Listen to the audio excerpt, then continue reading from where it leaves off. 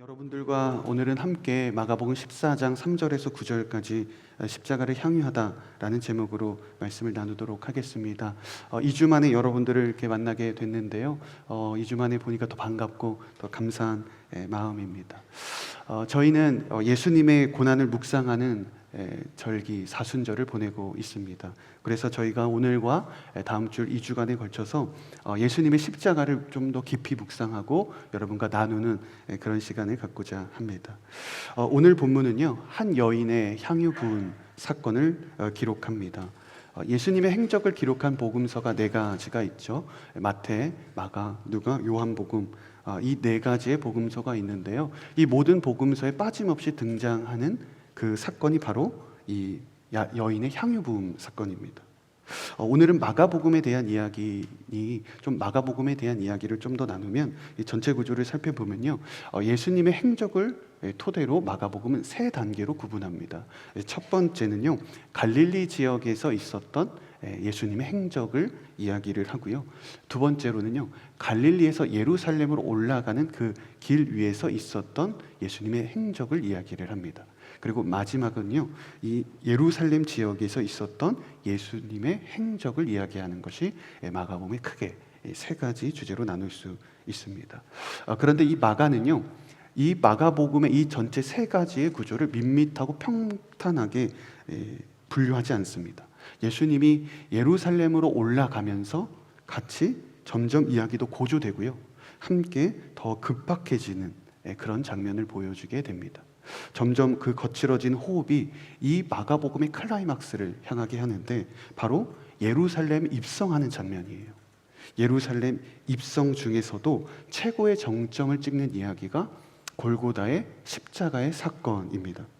갈릴리에서 예루살렘, 그리고 예루살렘에서 골고다의 십자가로 그 정점을 향해 묵묵하게 걸어가시는, 순종하시는 예수 그리스도, 바로 그 예수 그리스도를 나타내고 보여주고자 했던 것이 마가복음이었습니다. 그렇다면 왜 마가는 이 예루살렘 입성을 이야기의 클라이막스로 여기고 있는가?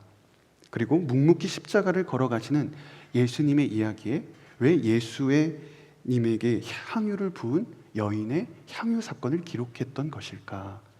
바로 여러분들과 함께 이 질문들을 풀어가 보도록 하겠습니다. 우리 먼저 3절 말씀 한번 읽겠습니다. 시작. 예수께서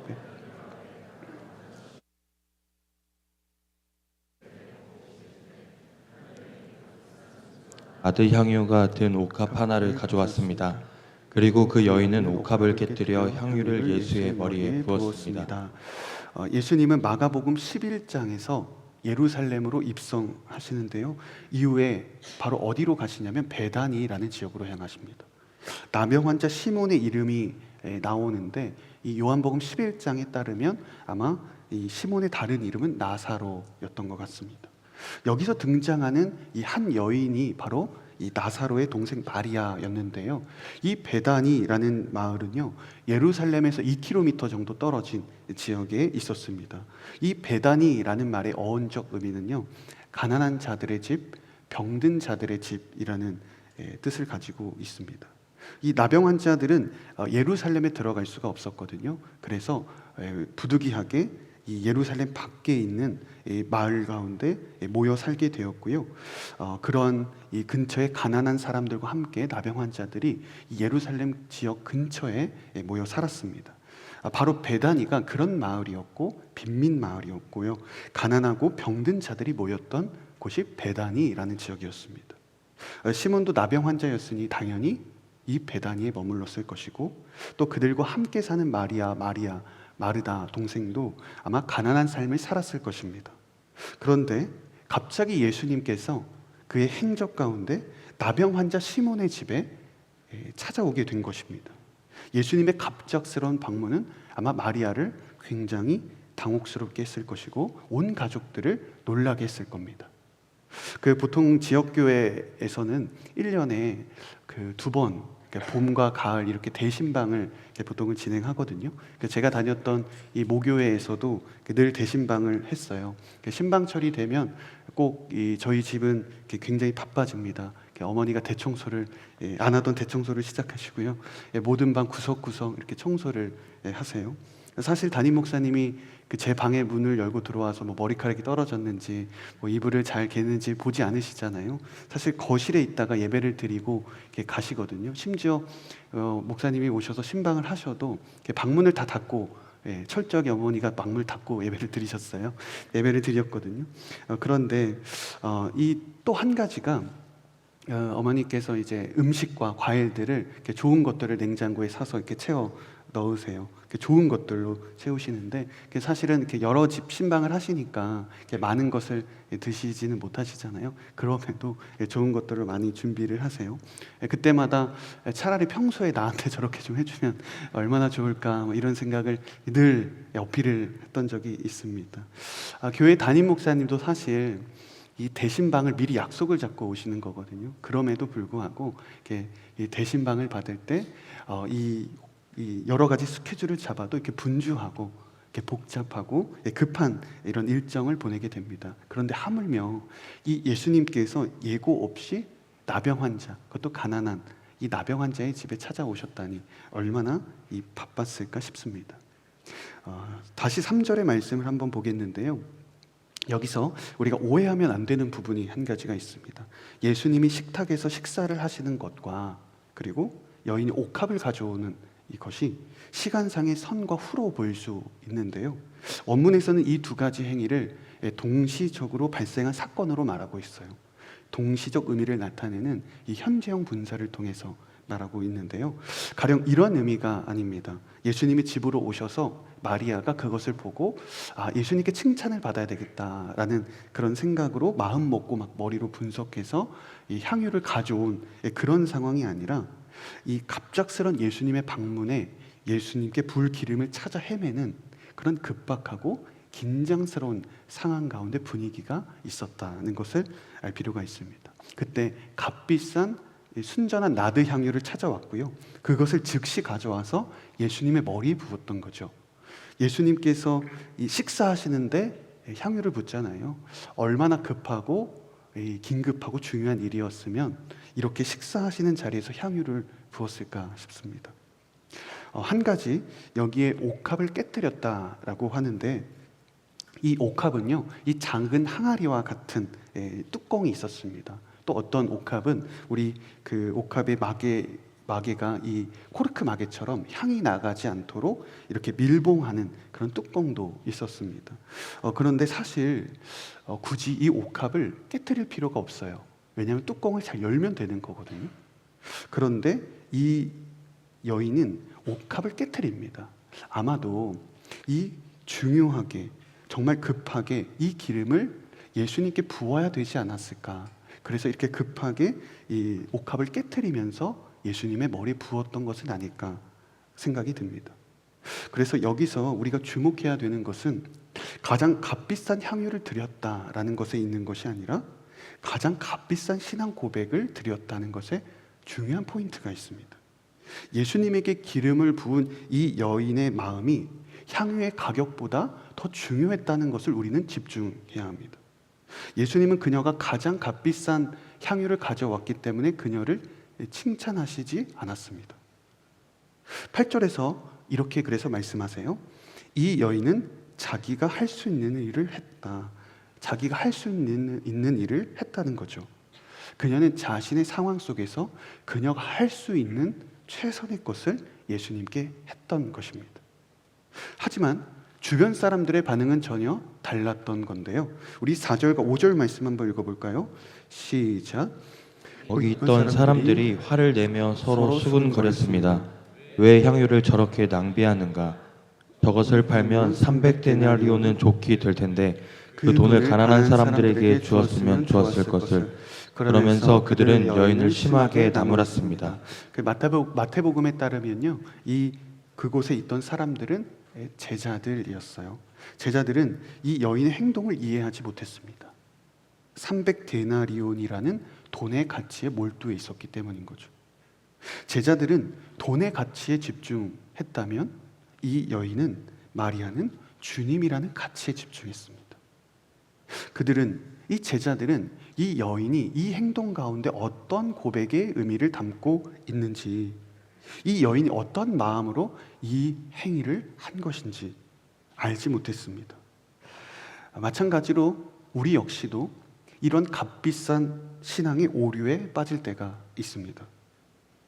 이는 주님이 가장 비싼 재물과 많은 사람들과 많은 시간이면 주님은 만족하신다는 착각입니다. 하나님의 일은 값비싼 돈으로 하는 것이 아닙니다. 많은 사람들이 모이는 것도 목표가 아닌 거죠. 많은 시간을 투입한 것으로 우리가 만족하는 것도 신앙이 아닙니다. 오직 예수님에 대한 분명한 진정한 신앙 고백이 있는가, 이 고백으로 우리가 하나님의 일을 감당하는 것이죠. 제자들은요, 예수님과 3년 동안 동고동락하며 붙어 있었어요. 예수님이 하시는 거의 모든 말과 기적들을 눈앞에서 보았잖아요. 예수님이 직접 말씀을 가르쳐 주신 사실, 저자 직강의 강의를 들었습니다. 하지만 이 시몬의 집에서 최고의 신앙 고백을 한 사람은 제자들이 아니라 마리아였다는 거죠. 그녀가 비싼 향유를 부었기 때문이 아니라 그녀는 시간을 붙잡았기 때문입니다. 다시는 예수님께 이 귀한 향유를 드릴 그 시간이 오지 않을 것이라고 생각했습니다. 예수님이 자신의 집에 방문한 이 중요하고 영광스러운 이 시간을 다른 것으로 낭비하고 싶지 않았던 것입니다. 그녀의 분주한 행동은요, 어수선한 그녀의 마음이 아니라 주님을 향한 순수한 고백의 마음이었습니다. 이때 제자들에게 말씀하십니다. 예수님은 말씀하시는데요, 우리 6절과 7절 말씀 읽어보겠습니다. 시작. 예수께서 말씀하셨습니다. 가만두어라. 어찌해 이 여인을 괴롭히느냐. 이 사람은 내게 좋은 일을 했다. 가난한 사람들이야 항상 너희 곁에 있으니 너희가 원만하기만 하면 언제든지 도울 수 있지만 나는 너희 곁에 항상 있을 것이 아니다. 예수님은 오히려 마리아를 칭찬하셨어요. 그리고 말씀하세요. 가난한 사람들은 너희 곁에 있지만 나는 너희 곁에 항상 있지 않다. 신앙에도 때가 있다. 신앙 고백에도 중요한 시기가 있다. 말씀하십니다. 가끔 병원 신방을 갈 때가 있는데요, 이 아프신 분들을 위로하고 기도를 해드리고자 갈 때도 있고, 주로는 영접 기도를 할 때 방문할 때가 있어요. 주로 시한부 선고를 받고 얼마 남지 않으신 분들을 위해서 이렇게 영접 기도를 해드리려고 갈 때가 있습니다. 그때마다 참 감사한 마음이 듭니다. 물론 젊은 날에 조금이라도 신앙 고백을 일찍 하셨다면 좋았을 텐데, 그럼에도 불구하고 이 남은 시간만큼이라도 예수님께 주님으로 고백하고 신앙 고백을 할 수 있다는 것이 얼마나 참 감사한 일인가 모르겠습니다. 남은 세월이 얼마 남지 않았음에도 영접하지 못하는 분들이 여전히 계시기 때문인 거죠. 여러분, 이 신앙의 황금기, 신앙의 부흥기는 따로 없습니다. 내가 지금 예수님을 나의 주님으로 온전히 고백할 때 내 인생의 신앙의 황금기가 찾아오는 것입니다. 공동체에 내가 다음에 등록하겠다, 내가 천천히 순모임을 하겠다, 내가 나중에 여유가 생기면 수련회에 참여하겠다, 상황이 나아지면 내가 아웃리치를 참여하겠다. 신앙에는 내일이 없습니다. 내일이면 오늘보다 내가 더 성장하겠지?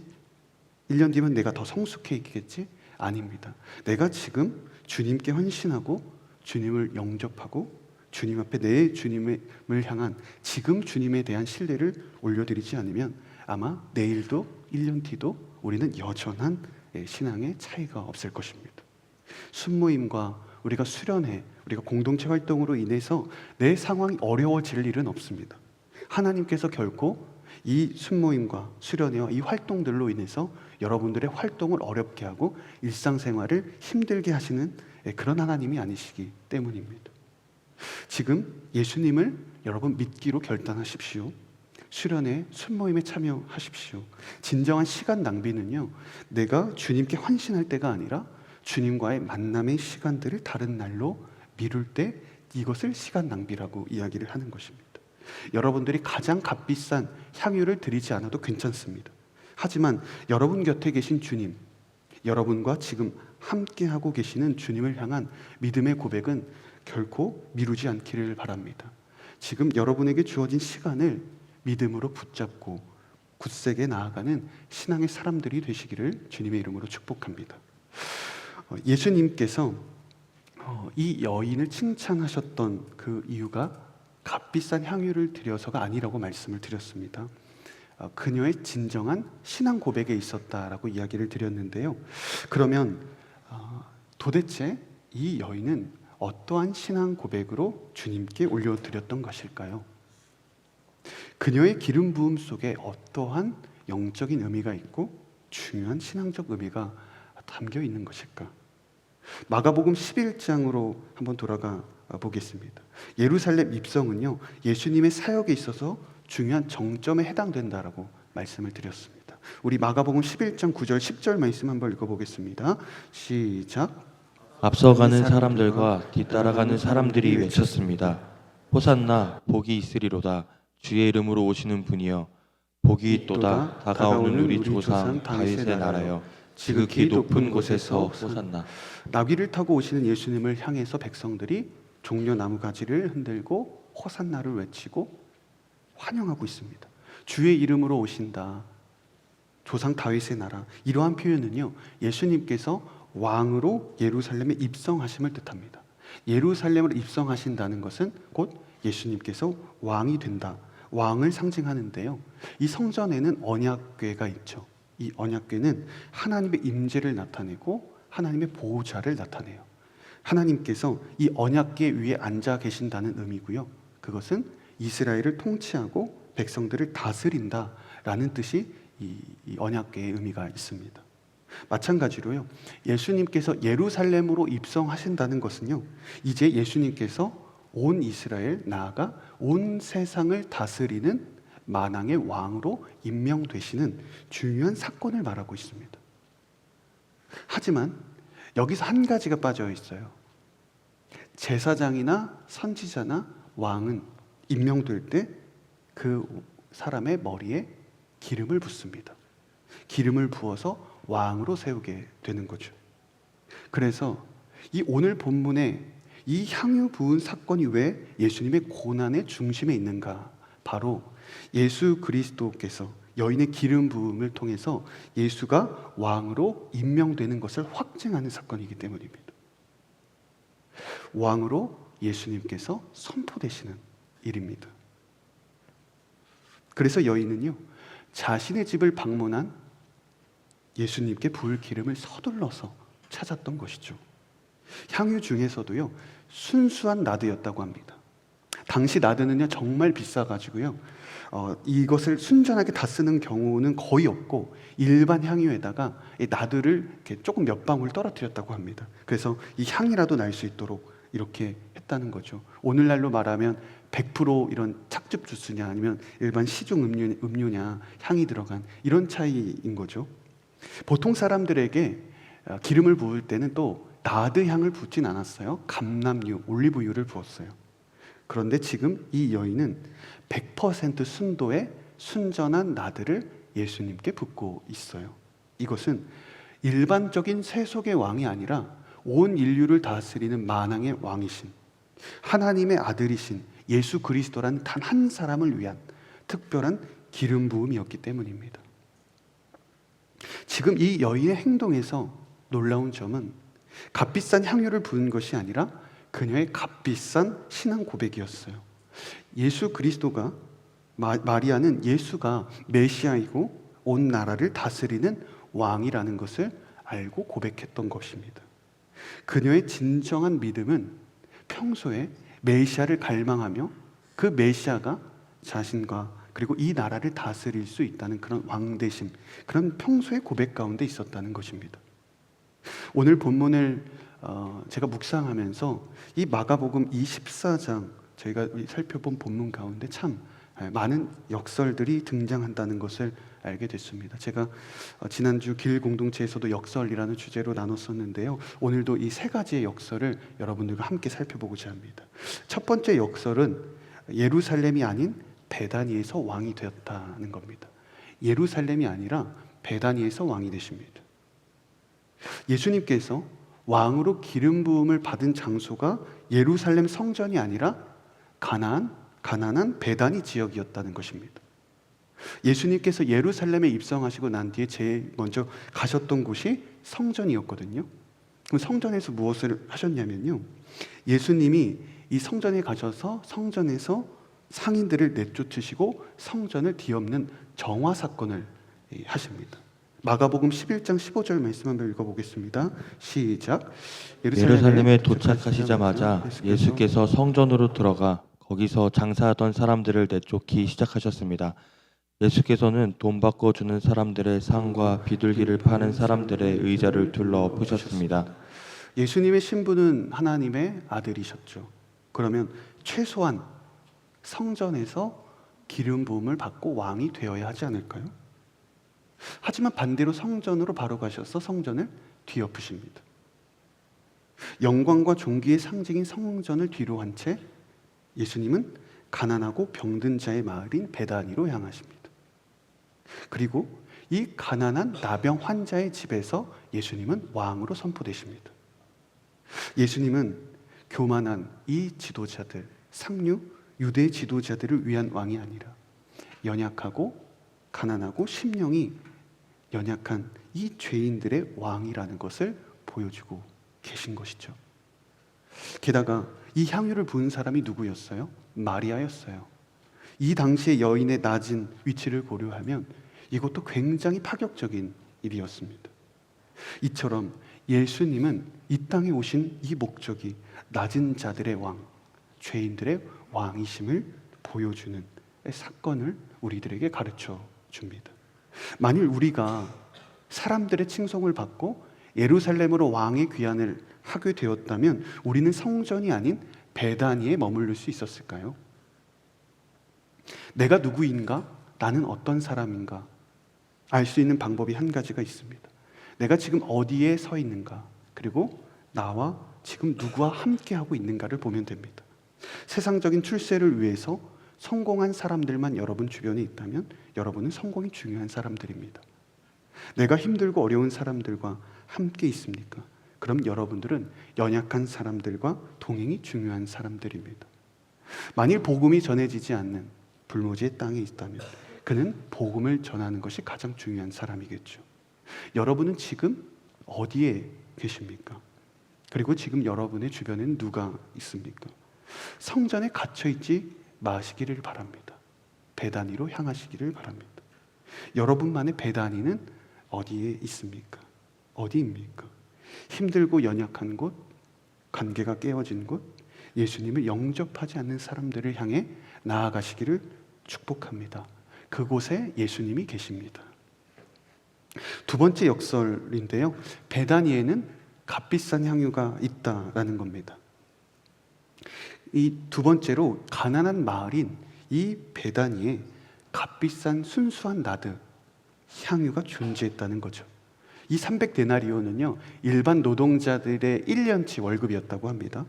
이 나드 기름은 또 히말라야 산지 해발 이 4,000m 정도 돼야 존재하는 식물에서 채취한다고 합니다. 그래서 1세기의 로마 박물학자 플리니우스는요 이 나드 식물 453g이 100데나리온이었다고 합니다. 노동자의 3-4달 월급이었던 거죠. 그냥 식물만. 그러니까 식물도 비싼데요 여기서 기름을 추출해야 되죠. 좋은 병에 담아야 되죠. 그것을 유럽과 아시아로 보내서 판매해야 되죠. 얼마나 가격이 비쌌을까요? 요즘에도 나드 향수를 이렇게 파는지 한번 이렇게 살펴봤는데요. 그 대청의 교육자님 한 분이 찾아주셨는데 싼 거는 10ml에 3만 원, 비싼 건 10ml에 8만 원이었습니다. 그러니까 1리터를 하면 300만 원, 싼 건 300만 원이고 비싼 건 800만 원이에요. 그러니까 지금도 여전히 나드가 비싸죠. 물론 여러분 가운데 나드를 쓰시는 분도 계실 수 있지만 굉장히 지금도 비싼 가격입니다. 그런데 하물며 이 당시에 가난한 마을 베다니에 이 향유를 갖고 있었다니 얼마나 이 비싼 물건을 갖고 있었던 걸까요? 이스라엘 통틀어서 한 개가 있어도 사실은 놀랄 만한 일인데요. 이 베단이 가난한 마을에 있었다는 것은 더 놀라운 일입니다. 아이러니하죠. 이것을 어떻게 마리아가 가지고 있었을까 이렇게 묵상을 해보게 됩니다. 아마 이 차곡차곡 이 돈을 모아서 이것을 구매하지 않았을까 싶습니다.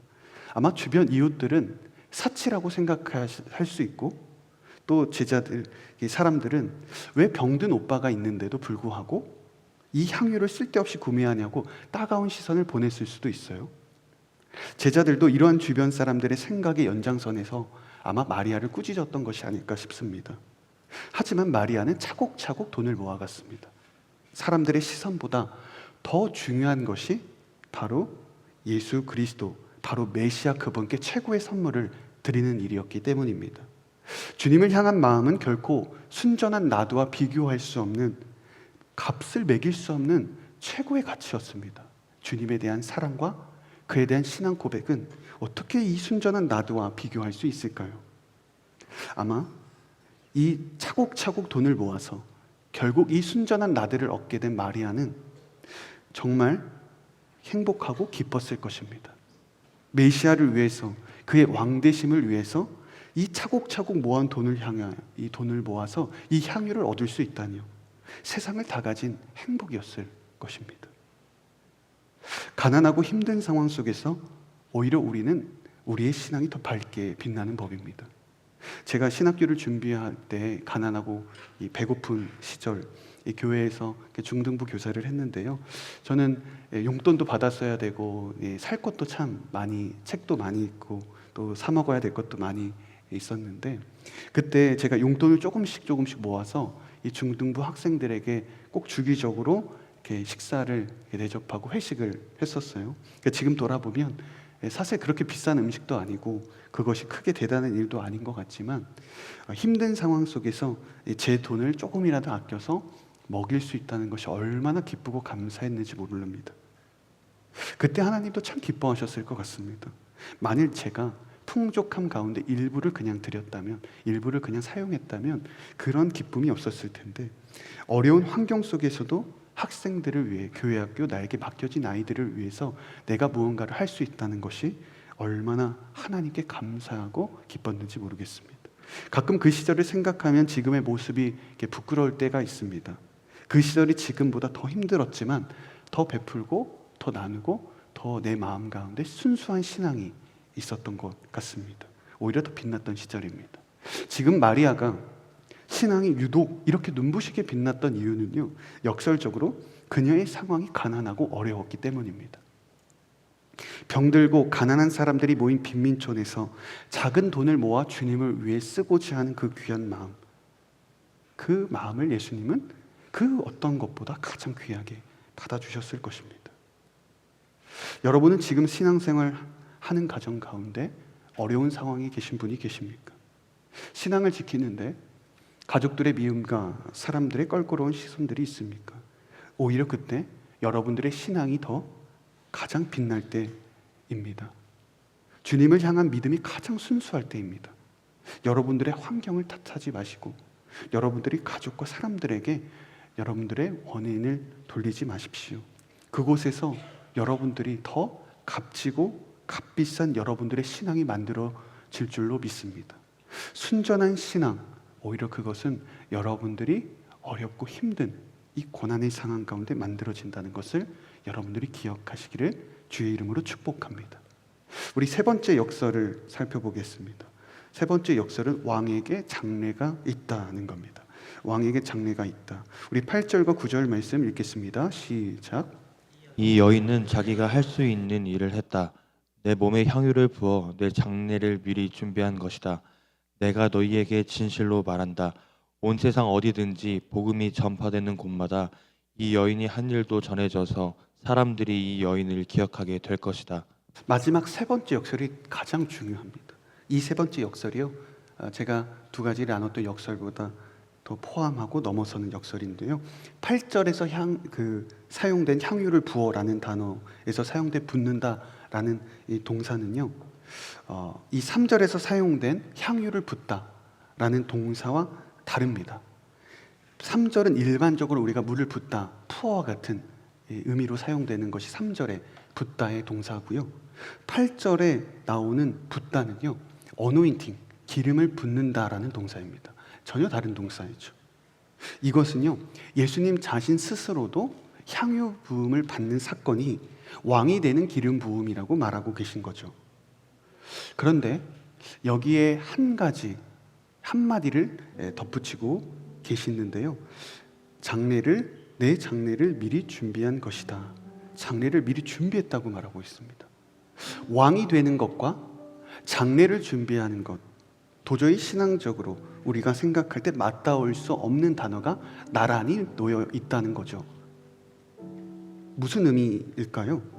바로 왕은요, 죽어야만 한다라는 것입니다. 죽어야만 진정한 왕으로 선포될 수 있다는 것을 말씀하십니다. 이것이 예수 그리스도가 이 땅에 오신 목적이자 정체성이었고 중요한 핵심적인 전부였습니다. 기름을 붓는 것은 왕으로 선포되는 일이지만 그것은 반드시 십자가의 죽음, 장례를 거쳐야만 되는 일이었다는 거죠. 예루살렘 입성 당시의 백성들은 종려나무 가지를 흔들고 호산나를 외쳤습니다. 이스라엘의 왕이 오신다고 목 놓아 외쳤습니다. 하지만 그들은 예수님이 십자가를 지고 가시는 모습을 보고 모두가 등을 돌렸습니다. 그들은 예수님을 단지 정치적인 메시아로 생각했기 때문입니다. 하루빨리 나의 이 식민지의 로마 제국의 압제로부터 해방되어서 이 로마 제국을 다스릴 수 있는 권력을 얻고 싶어 했습니다. 그 힘을 얻고 싶어 했습니다. 무력과 힘으로 이 나라를 정복할 예수 그리스도, 그 메시아를 원했던 거죠. 그러나 그들의 기대와는 너무나도 달랐습니다. 예수님은 철저히 낮아지셨고 베다니를 향하셨고 십자가를 지고 가셨습니다. 그런데 백성들은 알지 못했던 것이죠. 예수님은 정치적 메시아가 아니라 우리 영혼의 왕이시며 영원한 생명의 왕으로 오셨다는 것을 말입니다. 진정한 영생의 왕은 가장 비참함 속에서 십자가의 죽음과 고난 속에서 선포되고 세워집니다. 예수님의 복음이 전파되는 곳마다 이 여인이 한 일도 전해져서 이 여인이 한 일도 기억되게 될 것이다 라고 말씀하신 이유는요, 이 여인이 기억될 수 있는 건 값비싼 향유를 들여서가 아닙니다. 기억될 수 있는 이유는 십자가의 죽음이 있어야 그리스도가 진정한 왕이 될 수 있다는 것을 보여준 사람이기 때문입니다. 그녀가 한 일은요, 예수님의 죽음을 준비하고 예수님에게 온전한 신앙 고백, 그분은 나의 왕이십니다 라고 고백하는 데 있었습니다. 사랑하는 여러분, 여러분들의 삶 가운데 견디기 힘든 어려움과 고난과 연단이 있으십니까? 예수님은 인간이 겪을 수 있는 가장 최악의 고통, 최악의 고난인 죽음을 경험하셨습니다.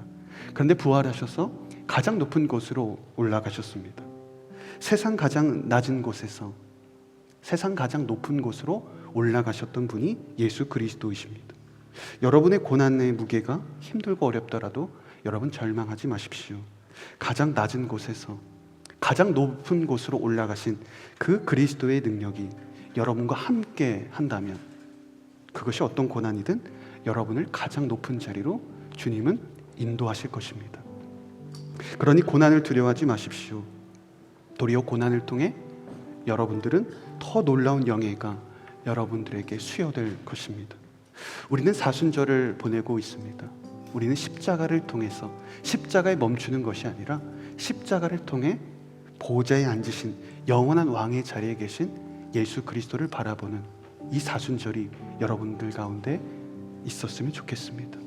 이 십자가의 은혜가 있어야 왕이 되실 수 있는 이 놀라운 예수 그리스도의 메시아의 고백, 메시아를 향한 우리의 마음이 온전해지기를 주님의 이름으로 축복합니다. 우리 시간 함께 기도하며 나아가기 원합니다.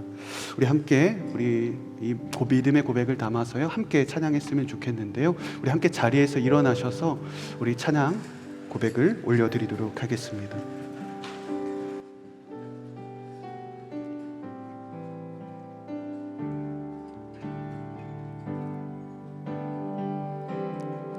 당신은 시간을 두고 이 땅 가운데 오셨네. 우리 없는 하늘 원치 않아 우리 삶에 오셨네. 자신의 편안 버리고 우리에게 평안 주셨네. 가장 낮은 자의 모습으로 우리 삶에 오셨네.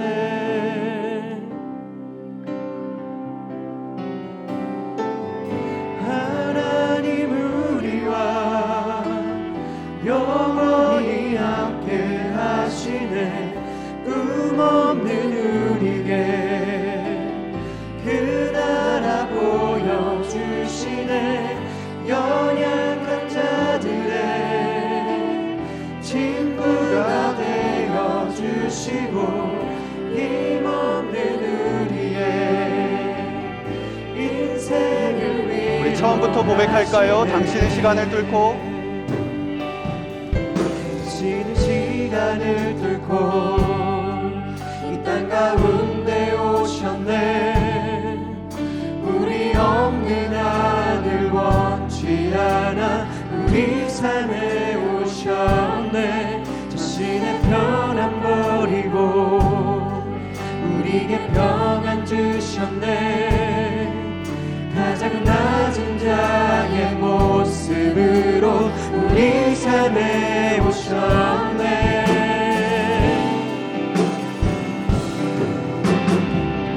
하나님 우리와 영원히 함께 하시네. 꿈없는 우리에게 그 나라 보여주시네. 연약한 자들의 친구가 되어주시고 힘없는 우리의 인생을 하나님 우리와 하시네. 하나님 우리와 영원히 함께 하시네. 꿈없는 우리에게 그 나라 보여주시네. 연약한 자들의 친구가 되어주시고 힘없는 우리의 하나님 우리와 하시네. 하나님 우리와 영원히 함께 하시네. 꿈없는 우리에게 그 나라 보여주시네. 연약한 자들의 친구가 되어주시고 힘없는 우리의 인생을 위로하시네. 우리 시간 함께 기도하며 나아가기를 원합니다. 예수 그리스도의 영광의 왕의 자리는 십자가를 통하지 않고 장래가 없으면 이루어질 수 없음을 우리가 고백합니다.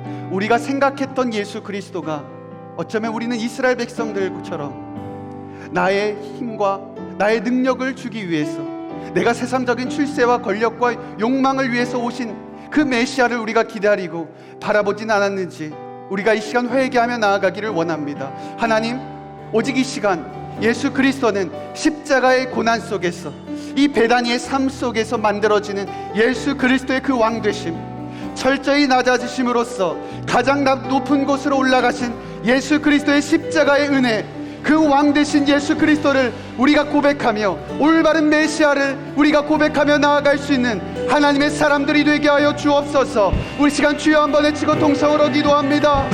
주여.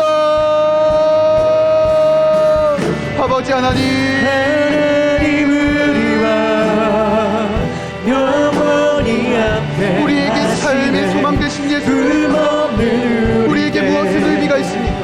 하나님 아버지, 우리가 나아갈 수 있는 모든 시간 속에서 연약한 자들의 나의 삶의 유익과 나의 삶의 이익과 나의 삶의 도움 때문이 아닙니다. 하나님 아버지, 오늘 이 시간 내가 주님 앞에 간절한 마음으로 고백하는 것은 예수 그리스도 그 온전하신 하나님에 대한 고백입니다. 하나님 아버지, 오늘 이 시간 가운데 우리가 온전한 신앙의 고백 가운데 나아가게 하여 주옵소서. 예수 그리스도가 가장 낮은 것이지만 그 단위로 향하여 나아갈 수 있는 하나님의 은혜가 우리들의 삶 속에 하나님 아버지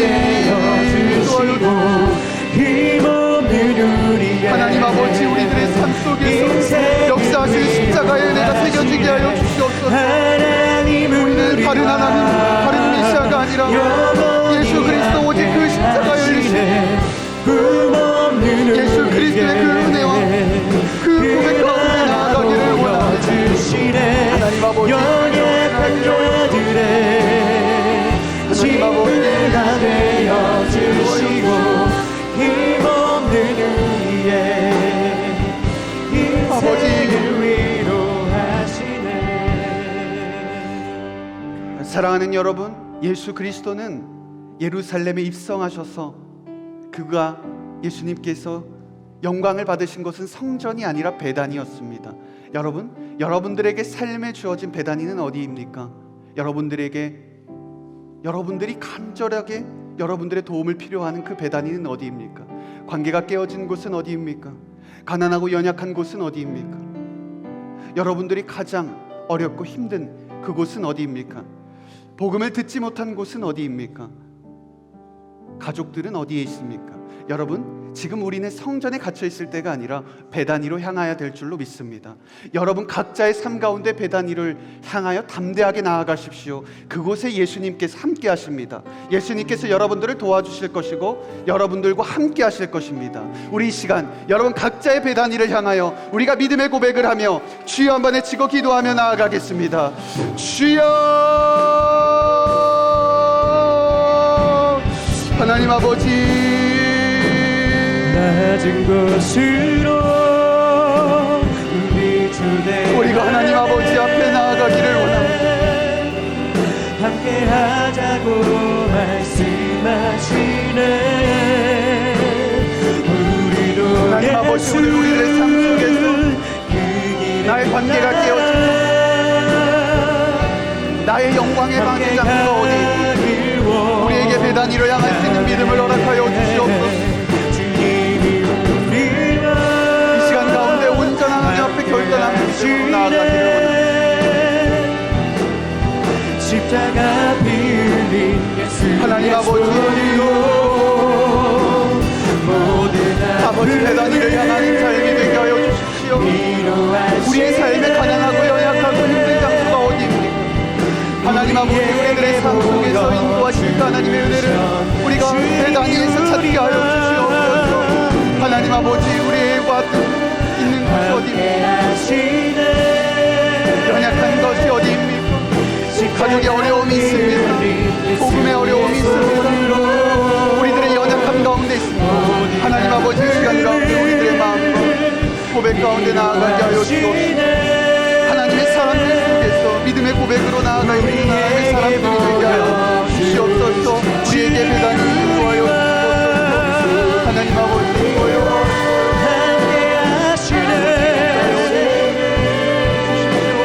베다니를 향하여 나아가 있습니다. 십자가 빌린 예수의 손으로 향하여 나아가 모든 아픔을 위로하시네. 우리에게 보여주셨네. 사랑하는 여러분, 우리들의 신앙 고백과 우리의 신앙에는 내일이 없습니다. 내가 지금 예수 그리스도를 온전하게 주인으로 고백하고 내가 오늘 진정으로 예수 그리스도를 내 삶의 주인의 왕으로 모시지 않으면 내일은 없습니다. 우리는 내일 어떻게 될지 모르고 1년 뒤에 우리가 성장하는 것이 아닙니다. 내가 지금 주님 앞에 헌신하고 내가 주님 앞에 지금 신뢰를 보내지 않으면 우리는 여전히 그 자리에 제자리 걸음일 것입니다. 사랑하는 여러분, 이곳 가운데 아직 예수 그리스도를 온전하게 믿음이 받아들여지지 않고 아직 예수 그리스도를 여러분 삶의 주인으로 모시지 않는 사람이 있다면 여러분 삶 가운데 온전하게 예수 그리스도를 주인으로 모시기를 바랍니다. 여러분의 삶 가운데 여전히 여러분들의 삶의 주인이 여러분들이라면 그 자리에서 내려오셔서 왕의 자리를 예수님께 물려주시기를 바랍니다. 여러분, 지금 우리가 주 예수 그리스도 오직 그분만이 우리의 삶의 주인이시고 삶의 왕이심을 온전하게 믿음으로 고백해야 될 줄로 믿습니다. 오늘 여러분들의 입술로 내 삶의 주인은 예수 그리스도이십니다. 나의 삶의 가운데 찾아오시고 나를 만나 주시옵소서. 우리 시간 마지막으로 주여 한번 외치고 기도하며 나아가겠습니다. 주여,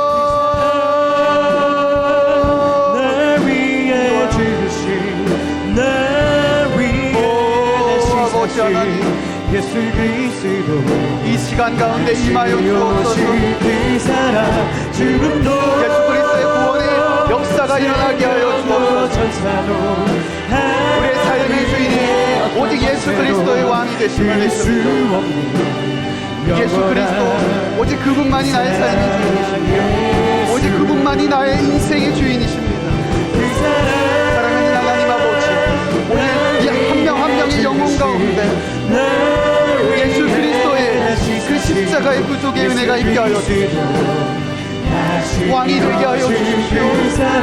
아버지, 우리들의 삶의 참된 주인이 예수 그리스도입니다. 주님을 만나는 역사가 있게 하여 주십시오. 예수 그리스도를 온전하게 왕으로 고백할 수 있는 하나님의 사람들이 되게 하여 주십시오. 예수 그리스도 오직 그분만이 우리들의 삶의 주인이시고 삶의 왕이시고 오직 그분만이 우리들의 모든 고백 가운데 나아가는 삶이 되게 하여 주십시오. 우리들의 삶의 주인 예수 그리스도, 우리들의 삶의 모든 예수님이십니다. 아버지 하나님, 역사하여 주옵소서. 구원을 베풀어 주십시오. 이 시간 내가 주 앞에 고백하며 나아가는 믿음의 사람들이 되게 하여 주옵소서. 이 시간 가운데 예수 그리스도의 구원이 임할지어다. 예수 그리스도의 왕이 임할지어다. 아버지 하나님, 아버지 죽음도 생명도 천사도 하늘 어떤 권세도 끊을 수 없는